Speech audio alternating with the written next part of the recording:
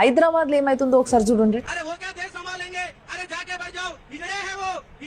కేటీఆర్ గారు, మీరు స్టూడెంట్స్ కి మద్దతు ఇవ్వండి, మేము కూడా మీ వెనక నిలబడతాము, పోరాటం చేస్తాము. అంతేగాని మీ కళ్ళ ముందే ఒక పిఎం ని పట్టుకొని హిజ్రా అని అంటున్నారు అని అంటే వాళ్ళు ఎంత రౌడీలో మీకు అర్థమవుతుంది కదా. అయినా కూడా మీరు ఎట్లా కామ్గా కూర్చున్నారు? ఒక్కసారి గుండె పైన చేసుకుని ఆలోచించండి. ఇప్పుడు బీఆర్ఎస్ ప్రభుత్వం ఉన్నప్పుడు తెలంగాణలో చాలా పేపర్లు లీక్ అయినాయి. ఆ విషయం ఇప్పుడు ఇంటర్నెట్ అంతా కూడా చక్కర్లు కొడుతుంది. ఆ టైంలో ఎవరైనా ప్రొటెస్ట్ చేస్తున్న స్టూడెంట్స్ అదే మాట ఇక్కడ ఉన్న సీఎం గారు ఉంటే అప్పటి సీఎం ని తీసుకుపోయి లోపలేసి తన్నిపిస్తుండేనా లేదా? మీరు అప్పుడు నార్మల్ గా ప్రొటెస్ట్ చేసిన వాళ్ళ పరిస్థితి ఎట్లుండేనో ఒకసారి చూడండి. మీరు మర్చిపోయినరేమో. డీటెయిల్స్ ఎంట్రీ చేయాలి రా అని చెప్పి పక్క రూమ్ లోకి తీసుకెళ్లి డోర్ పెట్టేసి తన్నడం అన్న 4 మెంబర్స్ కలిసి వల్గర్ లాంగ్వేజ్ యూజ్ చేసి మాట్లాడారు. తల బీరువాకేసి గుద్దడం ఇట్లా చేసారు. అమ్మాయి గుర్తుందా మీకు? ఎవరైనా కేసీఆర్ గారిని ఒక్క మాట అనడానికి కూడా ధైర్యం చేసిండ్రా ఇట్లాంటి మాటలు? సో మా రిక్వెస్ట్ ఏంది అని అంటే, మీరు స్టూడెంట్స్ కి మద్దతు ఇవ్వండి, మేము మీ వెనకాల ఉంటాము.